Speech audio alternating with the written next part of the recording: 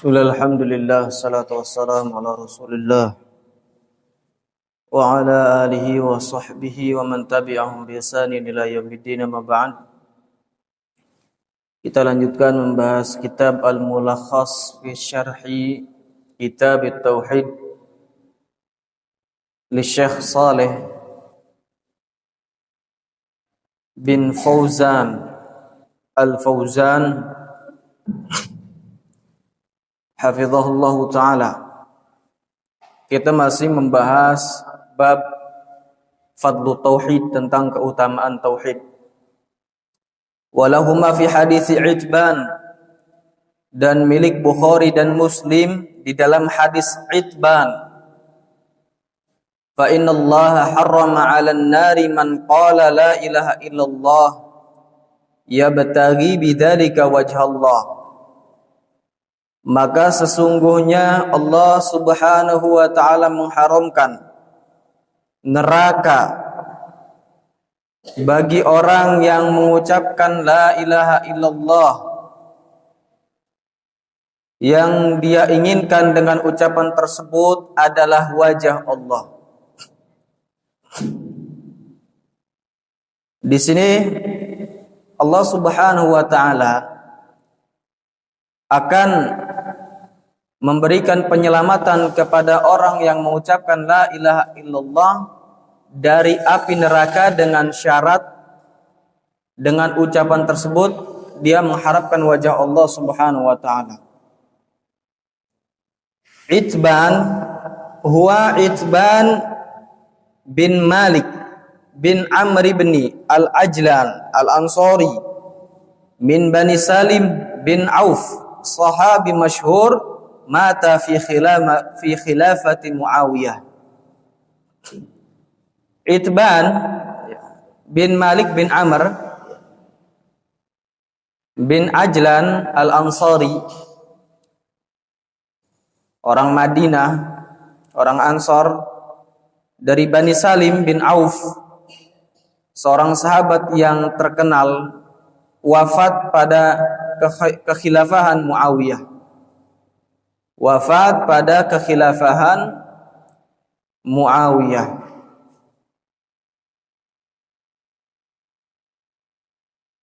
Walahuma ayrawa al-Bukhari wa Muslim. Lahuma maknanya adalah diriwayatkan oleh Bukhari dan Muslim. Fi sahihaihima hadzal haditsa bikamalihi. Di dalam kedua kitabnya, Sahih Bukhari dan Muslim, hadis ini dengan sempurna. Wa hadza tarafun minhu. Adapun yang kita sebutkan di sini hanya bagian dari hadis tersebut atau ujung dari hadis tersebut. Harrama 'alan nar. Allah mengharamkan atas neraka. At-tahrim, haram maknanya adalah al-man'u, mencegah. Ai mana'an naro an tamassahu. Allah Subhanahu wa ta'ala mencegah neraka menyentuh orang yang mengucapkan la ilaha illallah.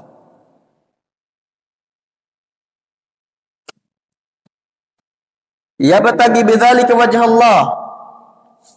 Dia mengharapkan dengan ucapan itu adalah wajah Allah. Ai mukhlisan min qalbihi wa mata ala dzalik.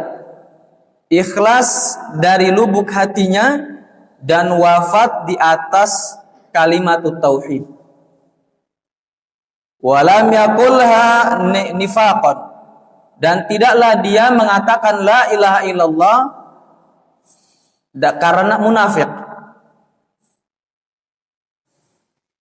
Karena orang-orang munafik, mereka mengucapkan la ilaha illallah sebatas ucapan dengan lisannya.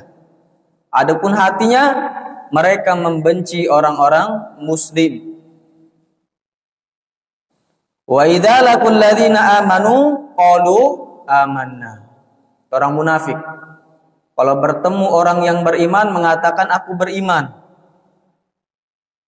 Wa idza khalau ila syayatinihim qalu inna ma'akum. Tapi kalau misalkan mereka kembali kepada syaitan-syaitan mereka, kepada kelompok mereka, mereka mengatakan sebetulnya kami bersama kalian. Sama, kalau misalkan ada orang di depan gurunya bagus, beradab, nurut, tapi kalau di belakang melanggar, kabur, merokok, nah sama ini. Ya.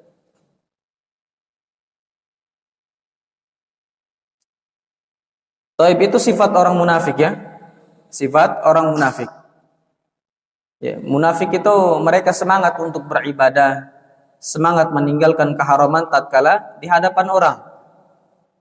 Mereka sebetulnya tidak takut kepada Allah Subhanahu wa taala. Mereka lebih takut kepada manusia-manusia, orang-orang mukmin dibandingkan kepada Allah Subhanahu wa taala.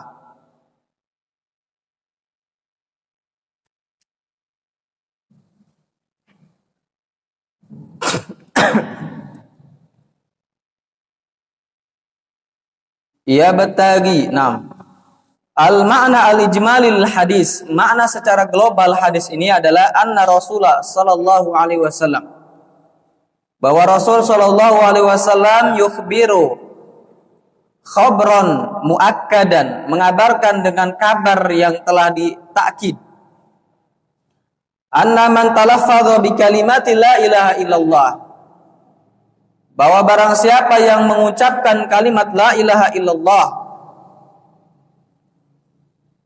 qasidan ma tadullu alaihi, bermaksud kepada sesuatu yang ditunjukkannya, minal ikhlasi wa nafyi syirki, berupa keikhlasan dan menafikan kesyirikan, amilan bidzalik zahiran wa batinan, dia mengamalkan kalimat tersebut secara zahir dan secara tersembunyi, wa mata ala tilkal hal, dan wafat di atas kondisi tersebut, lam tamassuhun naru yaumal qiyamah, maka niscaya dia tidak akan disentuh oleh api neraka. Jadi syarat seseorang itu mengatakan la ilaha illallah dan dia tidak tersentuh dengan api neraka adalah tatkala dia mengucapkannya ikhlas karena Allah dan juga mengamalkannya. Munasabatul hadis lil bab, kecocokan hadis ini untuk bab ini adalah anna fihi dilalatan wadihatan ala fadli tauhidi, bahwa pada bab ini terdapat dalil yang nampak menunjukkan kepada keutamaan tauhid, wa annahu yujibu liman mata alaihin najat, dan bahwasanya tauhid yujibu, mewajibkan bagi orang yang wafat di atasnya, an-najat, keselamatan, minan nari wa takfir sayyiat, keselamatan dari api neraka dan juga dihapusnya dosa. Jadi keutamaan tauhid itu adalah seseorang yang bertauhid dia akan selamat dari api neraka dan dihapus dosanya. Ma yustafadu minal hadis, yang bisa diambil faidah dari hadis ini. Fadlu tauhid wa annahu yunqidu minan nari wa yukaffirul khotoya. Keutamaan tauhid adalah bahwa dia menyelamatkan seseorang dari neraka dan juga menghapus dosa-dosa. Asani, yang kedua, annahu la yakfi fil imani nutqu min ghairi i'tiqadil qalbi kahalil munafiqin, bahwa tidak cukup pada keimanan itu sebatas ucapan. Kalau cuma mengatakan la ilaha illallah, itu tidak cukup seseorang dikatakan mukmin dan muslim tanpa meyakini dengan hatinya. Jadi dia mengatakan la ilaha illallah tidak meyakininya. Seperti kondisi orang-orang munafik. Orang munafik itu hanya mengucapkan la ilaha illallah. Wa annahu la yakfi fil imani, atsalis, yang ketiga, annahu la yakfi fil imani li'tiqadu min ghairi nutqin kahalil jahidin, bahwasanya tidak cukup pada keimanan hanya meyakini tanpa mengucapkan. Ya. Seperti kondisinya orang-orang yang mengingkari. Jadi sama, kalau misalkan cuma kita yakini la ilaha illallah tanpa kita ucapkan, ini juga tidak menjadikan seseorang mukmin dan muslim. Artinya apa? Syarat dari syahadat adalah melafadzkannya, mengucapkannya la ilaha illallah dan meyakininya. Itu dua syarat. Nanti disebutkan syarat yang ketiga.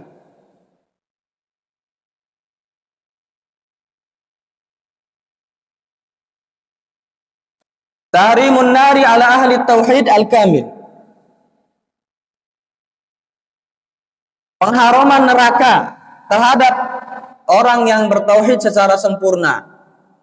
Orang yang bertauhid secara sempurna adalah orang yang mengucapkan la ilaha illallah wa anna muhammadar rasulullah dan dia meyakininya dan mengamalkannya. Ya. Itu ahlu tauhid yang sempurna. Al-khamis yang kelima, annal amala la yanfa'u illa idza kana khalisan liwajhillah wa shawaban ala sunnati Rasulillah sallallahu alaihi wasallam. Bahwa mengamalkan atau amalan tidak akan memberikan manfaat kecuali apabila amalan tersebut ikhlas dalam rangka mendapatkan wajah Allah. Wasawaban, dan juga benar tata caranya sesuai dengan sunnah Rasul sallallahu alaihi wasallam. Syarat diterimanya ibadah ada berapa, Feros? Ada dua, sebutkan satu. Syarat ibadah, syarat diterimanya ibadah Islam. Siapa yang tahu? Zaki. Satu, ikhlas. Yang kedua, mutaba'ah. Yang kedua mengikuti Rasul sallallahu alaihi wasallam. Jadi kalau misalkan orang beribadah dengan tata cara Rasul tapi enggak ikhlas, maka tidak diterima. Seseorang ikhlas beribadah kepada Allah Subhanahu wa taala tapi tata caranya menyelisih tata cara Rasul sallallahu alaihi wasallam sebagaimana kondisinya ahlul bidah, maka dia tertolak. As-sadis yang keenam, anna man qala la ilaha illallah wa huwa yad'u ghairallahi lam tanfa'hu ka hali ibadil kubur atau ubadil kubur. Bahwa orang yang mengatakan la ilaha illallah dan dia meminta kepada selain Allah, maka ucapan la ilaha illallah tidak bermanfaat baginya, seperti kondisi para penyembah kuburan. Al-yauma, pada hari ini, yaquluna la ilaha illallah wa hum yad'una al-mauta wa yataqarrabuna ilaihim. Mereka mengucapkan la ilaha illallah sedangkan mereka meminta kepada orang-orang yang sudah mati dan mereka mendekatkan diri kepada orang-orang yang mati tadi. Syarat meminta kepada makhluk ada 3. Ya. Wendy, sebutkan 1. Syaratnya apa? Kenapa? Iya, syaratnya apa? Syarat meminta bantuan, meminta pertolongan, meminta. Ya.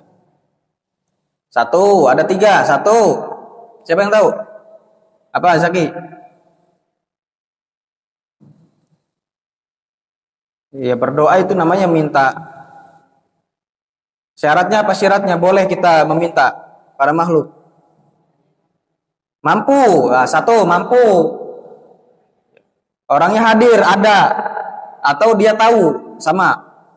Jadi kalau misalkan antum minta jeruk, ya, atau apa misalkan ya, minta jeruk misalkan, sama Fajar punya jeruk, nah, antum minta, nah itu mampu dia ngasih. Nah orangnya juga ada, Yang ketiga apa? Masih hidup. Kalau mintanya sama orang mati, ya walaupun dia juragan jeruk, yang nggak bisa ngasih, dia udah mati. Jadi syaratnya ada berapa? 3. Mampu, ya, hadir, dan juga masih hidup. Masih hidup dan mampu tapi nggak hadir atau nggak tahu juga nggak bisa. Coba Hamam sekarang minta ke Pak Jokowi, minta motor, antum teriak situ tuh. Kira-kira Pak Jokowi bisa nggak ngasih? Bisa nggak ngasih? Pak Jokowi, antum teriak situ tuh, Pak Jokowi minta motor gitu. Kan Pak Jokowi masih hidup, mampu nggak? Mampu nih, banyak duitnya. Bisa nggak kira-kira? Nggak bisa. Pak Jokowi di mana, antum di sini. Nah, kecuali antum nelpon baru bisa. Asabi', yang ketujuh, isbatul wajhi, menetapkan sifat wajah. Sifat wajah ini adalah sifat dzatiyah. Jadi sifat Allah itu terbagi 2. Yang pertama fi'liyah. Ya, sifat Allah terbagi 2. Yang pertama fi'liyah. Fi'liyah itu sifat yang berkaitan dengan kehendak Allah. Seperti maji, datang, ridho, meridhoi. Nah, ini sesuai dengan kehendak Allah.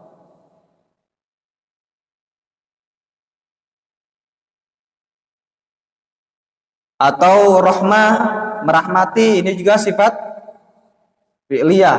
Yarhamu may yasha wa yu'adzibu may yasha.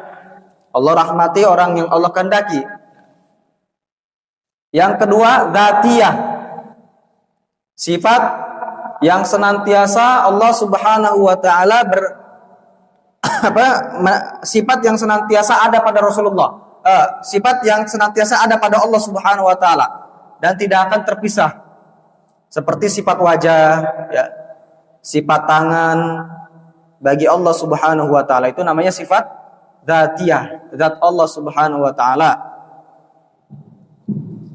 Isbatul wajhi lillah ta'ala ala ma yaliku bi jalalihi wa 'azamatihi. Menetapkan wajah Allah taala sesuai dengan yang layak, ya, dengan kemuliaan Allah dan keagungan Allah, tidak seperti yang diyakini oleh Abdus Somad. Berkaitan dengan ayat faya baqa wajhu rabbika dzul jalali wal ikram, maka akan tetap ada wajah Rabbmu dzul jalali wal ikram. Nah, kata si Abdus Somad, wajhun di sini bukan wajhun yang kita pahami wajah, bukan, katanya. Karena kalau misalkan kita yakini wajhun di sini adalah wajah yang sebagaimana terbesit pada benak kita, berarti Allah kayak angribet. Angribet apa? Wajahnya aja, ya enggak? Kepalanya. Nah, jadi ayat ini katanya faya baqa wajhu, maka akan tetap ada wajah Allah Subhanahu wa taala. Kata dia, kalau misalkan kita yakini adalah wajah Allah, berarti kelak pada hari kiamat alam ini akan hancur, tinggal wajah Allah. Berarti Allah kayak angribet. Nah, ini yang diyakini siapa? Abdus Somad.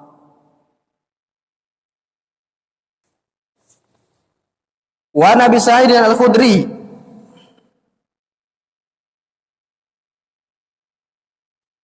dari Abu Sa'id Al-Khudri,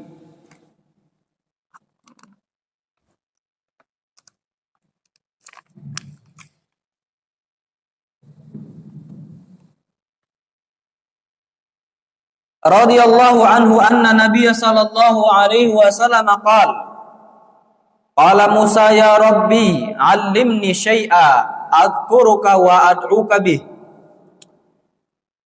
Bahwa Nabi sallallahu alaihi wasallam menceritakan Musa alaihissalam pernah mengatakan, meminta kepada Allah, ya Rabb, ajarkan kepadaku sesuatu yang aku akan berzikir kepadamu, yang aku akan mengingatmu, dan meminta kepadamu dengan sesuatu tersebut. Qala qul ya Musa. Allah Subhanahu wa taala menjawab, ya Musa katakanlah la ilaha illallah. Ini kalimatnya adalah la ilaha illallah. Qala ya Rabbi kullu ibadika yaquluna hadza. Ya Rabb, seluruh hambamu juga mengatakan ini. Qal, maka kata Allah, ya Musa law anna samawati sab'a wa amirahunna ghairi wal aradina sab'a fi kiffatin wa la ilaha illallah fi kiffatin malat bihinna la ilaha illallah. Rawahu Ibnu Hibban wal Hakim wa sahah. Kemudian dia mengatakan, ya Musa, seandainya 7 langit beserta penghuninya selainku dan 7 bumi berada di satu timbangan, sedangkan la ilaha illallah berada di timbangan yang lain, maka la ilaha illallah akan malats, akan lebih berat, ya, bihinna la ilaha illallah. Jadi akan lebih berat timbangan itu dengan apa? Dengan la ilaha illallah dibandingkan 7 langit beserta isinya dan juga 7 bumi. Barakallahu fikum. Nah, ini keutamaan la ilaha illallah, bahwa la ilaha illallah, kalimat la ilaha illallah kalau antum ucapkan ikhlas karena wajah Allah Subhanahu wa taala, bisa mengalahkan beratnya langit, 7 langit beserta isinya dan 7 bumi. Abu Sa'id Al-Khudri, huwa Abu Sa'id Al-Khudri Sa'd bin Malik bin Sinan Al-Khazraji Al-Ansari Al-Khudri nisbatan ila Bani Khudrah.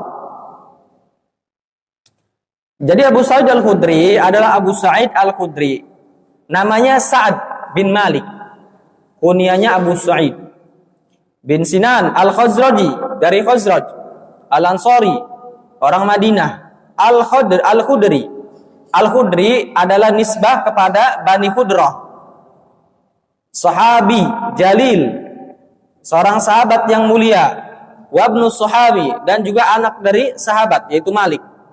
Rawani Nabi sallallahu alaihi wasallam, beliau meriwayatkan dari Nabi sallallahu alaihi wasallam ahadits katsirah, hadis-hadis yang banyak.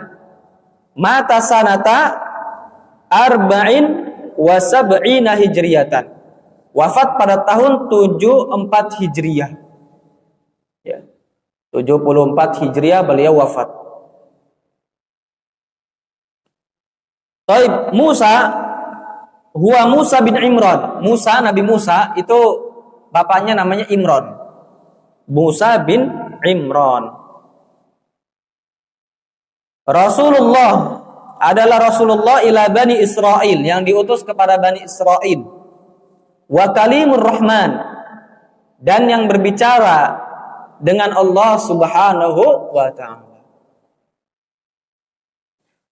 Adkuruka usni alaika wa ahmaduka bihi. Adkuruka maknanya adalah aku memujimu dan aku menyanjungmu dengan sesuatu tersebut. Wa a'udzu bihi atawassalu bihi ilaika idza da'autuka. Aku bertawassul dengan sesuatu tersebut kepadamu apabila aku meminta kepadamu. Jadi tawasul itu boleh, ya. Tawasul itu ada yang syar'i, ada yang kufri. Tawasul itu ada yang syar'i, ada yang kufri, ada yang bid'i. Kalau tawasul yang syar'i itu terbagi 3. Ya, tawasul yang syar'i terbagi 3. Yang pertama, tawasul dengan doa orang yang soleh. Boleh. Peros mau umroh, nanti minta doa ke Peros. Peros doakan ana supaya cepat hafal Al-Quran. Nah, itu boleh, ya enggak? Ya, dengan syarat Peros masih hidup, Peros mampu, ya. Tapi kalau Ferosnya nggak mampu, contoh misalkan antum minta doa kepada siapa tuh yang suka sholat di sini tuh? Atep. Ya antum minta ke Atep.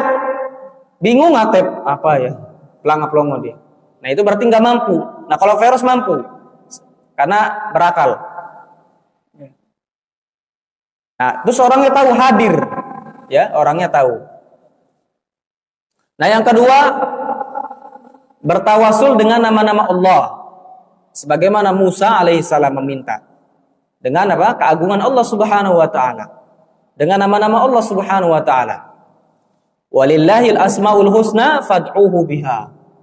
Allah memiliki nama-nama yang baik, maka mintalah kepada Allah dengan nama-nama tersebut. Ya makanya kalau misalkan antum minta rizki, antum bilang apa? Ya Razzaq, wahai yang pemberi rizki. Ya, berikanlah aku rizki. Itu namanya tawassul. Nah, yang ketiga adalah dengan amal soleh. Kalau kita punya amal soleh, kita bisa bertawasul dengan amal soleh kita. Ya. Kita pengen hafal Al-Quran. Ya Allah, aku sudah berbakti kepada kedua orang tua. Aku sudah turuti permintaan orang tua selagi tidak menyelisih syariat. Maka mudahkanlah aku untuk menghafal Al-Quran. Itu boleh. Ya. Makanya diantara antum mudah atau diijabah doa-doa antum adalah tatkala antum beramal soleh. Dan diantara amal soleh yang paling besar adalah birrul walidain. Berbakti kepada kedua orang tua. Makanya Allah Subhanahu wa taala tatkala memerintahkan untuk kita bertauhid kepadanya, wala ta'budu illallaha wa bil walidaini ihsana. Janganlah kalian menyembah kecuali Allah Subhanahu wa taala. Di sini Allah Subhanahu wa taala memerintahkan kita beribadah kepada Allah. Dan tauhid atau ibadah, ya, yang dimaksud di sini tauhid adalah perintah yang paling besar. Kemudian Allah sebutkan setelahnya birrul walidain, berbakti kepada kedua orang tua. Di sini Allah Subhanahu wa taala gabungkan antara tauhid dengan birrul walidain, menunjukkan bahwasanya berbakti kepada kedua orang tua adalah kewajiban yang paling besar setelah tauhid.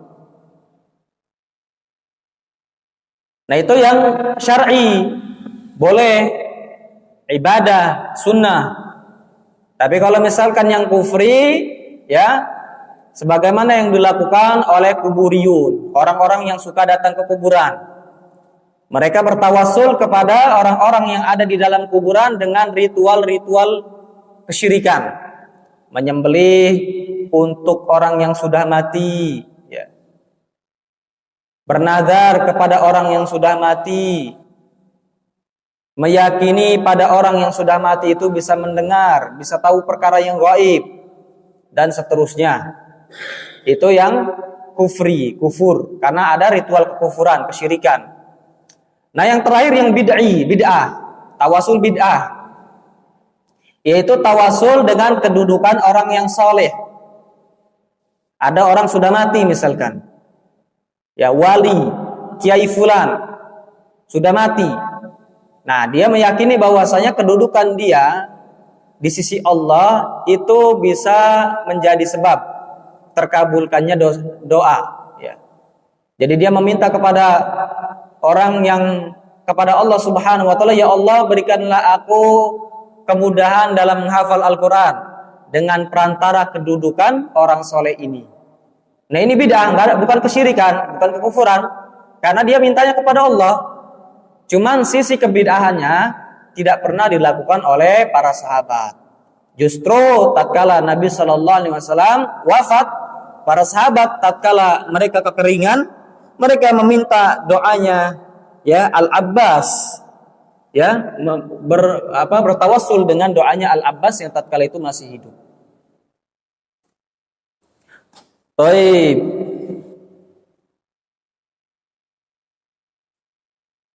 Yaquluna hadza, mereka mengatakan ini, ai hadhil kalimah, yaitu kalimat ini, wa amiruhunna ghairi. Amiruhunna maknanya adalah man fihinna, siapa yang berada di bumi atau di langit, minal umar ghairullah, dari para penghuni selain Allah Ta'ala, seluruhnya makhluk. Jadi kalau misalkan seluruh makhluk yang ada di alam semesta, malaikat, iblis, manusia, binatang, dan yang lainnya dikumpulkan begitu juga langit, 7 bumi, seluruhnya dikumpulkan, ditimbang dengan kalimat la ilaha illallah, itu yang paling berat adalah la ilaha illallah. Fi kifatin ay law wudi'at hadhil makhluqatu fi kifatin min kifatai al-mizan wa wudi'at hadhil kalimatu fil kifatil ukhra. Artinya seandainya diletakkan makhluk-makhluk ini pada daun timbangan, kemudian dari 2 daun timbangan, nah ini dalil bahwasanya daun timbangan itu ada 2, ada yang mengatakan 1, ya, ada yang mengatakan banyak. Satu ditaruh di daun timbangan, yang satu ditaruh ya, di timbangan yang lain. Jadi bumi, langit di sini, kalimat la ilaha illallah di sini. Nah, itu yang lebih berat adalah la ilaha illallah. Malat bihinna rojahat alaihinna. Malat semananya apa? Rojahat alaihinna. Jadi kalimat la ilaha illallah lebih rojih, lebih berat dibandingkan bumi dan langit. Al-ma'na al-ijmali, makna secara global lil hadis, untuk hadis ini, anna Musa alaihi salatu wassalam talaba min rabbih azza wa jalla ay yu'allimahu dzikran yusni alaihi bihi wa yatawassalu ilaihi bihi. Bahwa Musa alaihi salatu wassalam meminta dari Rabb-Nya azza wa jalla agar mengajarkannya dzikran, zikir yang dia memuji Allah subhanahu wa ta'ala dengan zikir tersebut dan bertawassul kepada Allah dengannya. Ya. Fa arsyadahullahu ayyakula, maka Allah Subhanahu wa taala membimbingnya, mengarahkan kepada agar ia mengucapkan la ilaha illallah. Fa adraka Musa anna hadhil kalimata katsirun dzikruha ala alsinatil khalqi. Bahwa kalimat ini, ya. Kemudian Musa mendapati bahwa kalimat ini banyak disebutkan, banyak diucapkan oleh lisan-lisan manusia, oleh lisan-lisan makhluk. Wa huwa innama yuridu ay yakhussahu bi dzikrin yamtazu bihi an ghairihi. Musa alaihissalam hanyalah menginginkan agar Allah mengkhususkan beliau dengan zikir yang menjadi ciri khas, ya, dengannya dari orang yang lain. Jadi sebetulnya Musa alaihissalam meminta kepada Allah zikir itu maksudnya zikir yang lain yang tidak diucapkan oleh manusia yang lain. Fabayyanallahu lahu 'azama fadli hadza dzikri alladzi arsyadahu ilaihi. Kemudian Allah menjelaskan kepadanya tentang keutamaan, besarnya keutamaan zikir ini yang Allah bimbing dia kepadanya. Wa annahu la syai'a yu'adiluhu fil fadl, dan bahwasanya tidak ada sesuatu yang bisa menandingi keutamaan kalimat la ilaha illallah. Munasabatul hadis lil bab, kecocokan hadis ini untuk bab anna fihi bayana fadli kalimat tauhid, bahwa di dalam hadis ini terdapat penjelasan keutamaan kalimat tauhid. Wa annahu la syai'a yu'adiluha fil fadilah, dan bahwasanya tidak ada sesuatu yang bisa menyainginya dalam keutamaan. Ma yustafadu minal hadis, apa yang bisa diambil dari hadis ini? Azamu fadli la ilaha illallah, besarnya keutamaan la ilaha illallah, itu faidahnya.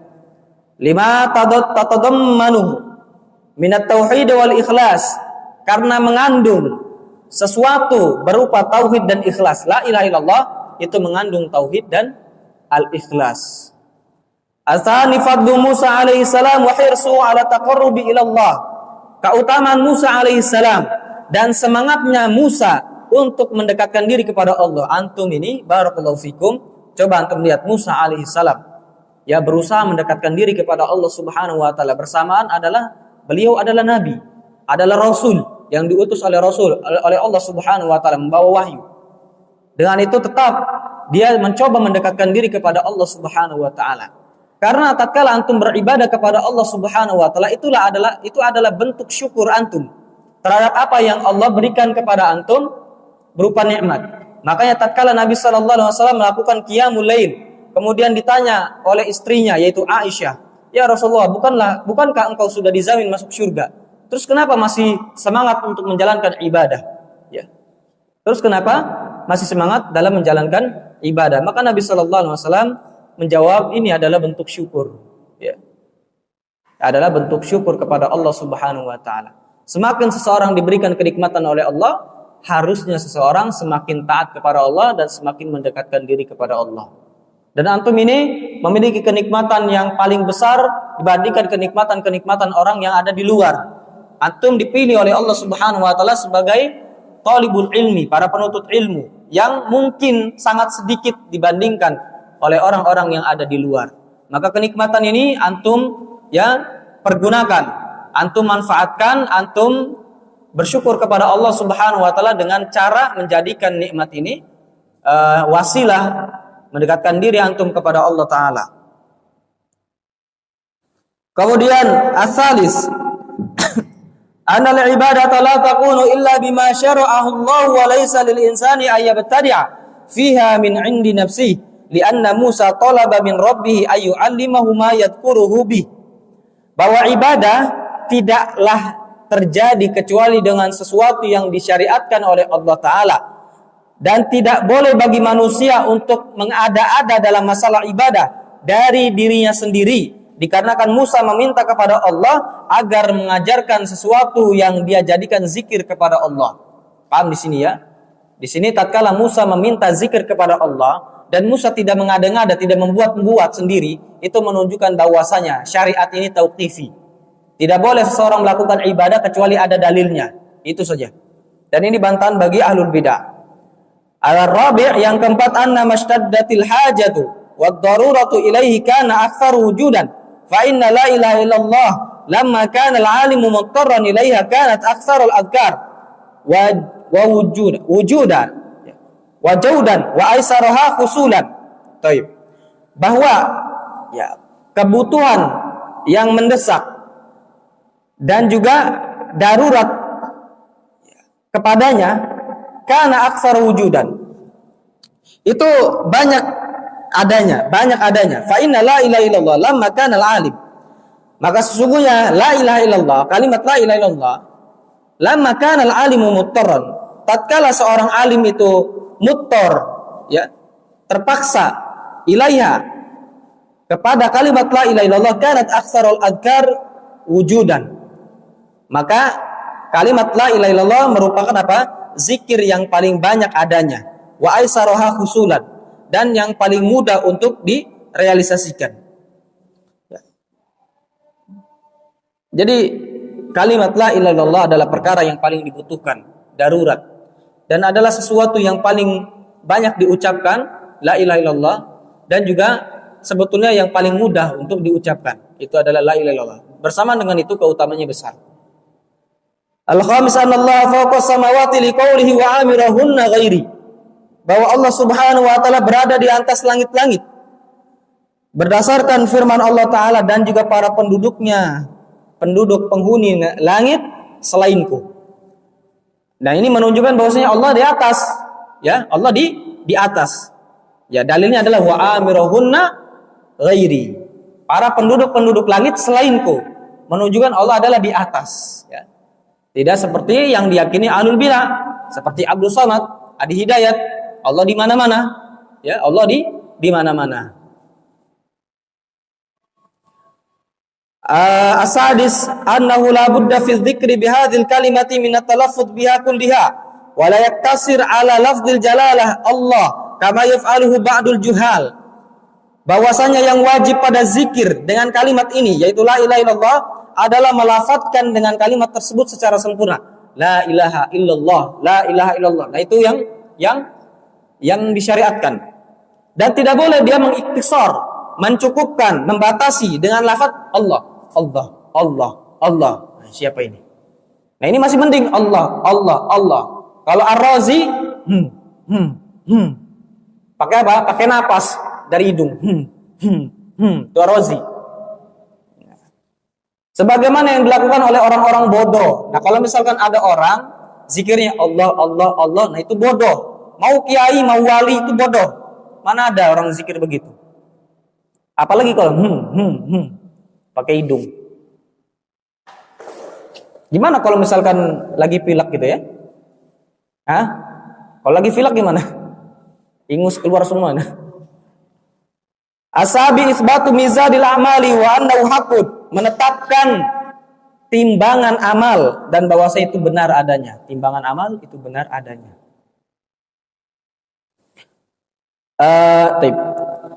Atsamin annal anbiya yahtajuna ila tanbih ala fadli la ilaha illallah.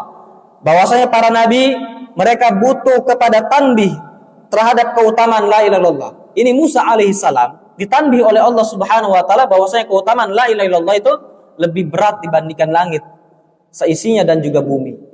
Itu barakallahu fikum Nabi sallallahu alaihi wasallam ya, ditanbih oleh Allah Subhanahu wa taala. Makanya manusia ini juga butuh tanbih, peringatan, butuh nasihat. Itu manusia. Ad-dinu an-nasihat. Agama itu isinya nasihat saja, enggak ada yang lain. Kalau Musa alaihissalam butuh tanbih dari Allah, butuh nasihat dari Allah, butuh arahan dari Allah, apalagi manusia, butuh kita diarahkan oleh orang yang lebih profesional, yang lebih berpengalaman. Sebagaimana Nabi kita Muhammad SAW merupakan Nabi yang paling afdol, Rasul yang paling afdol.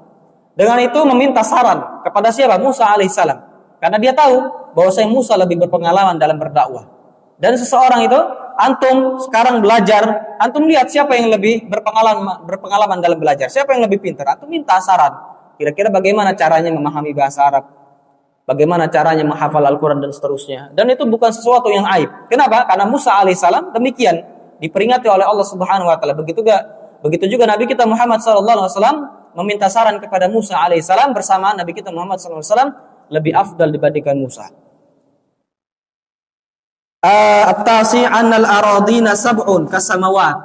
Yang ke-8, yang ke-9 bahwa bumi itu ada 7 lapis sebagaimana juga langit. Subhanallahi wa bihamdihi.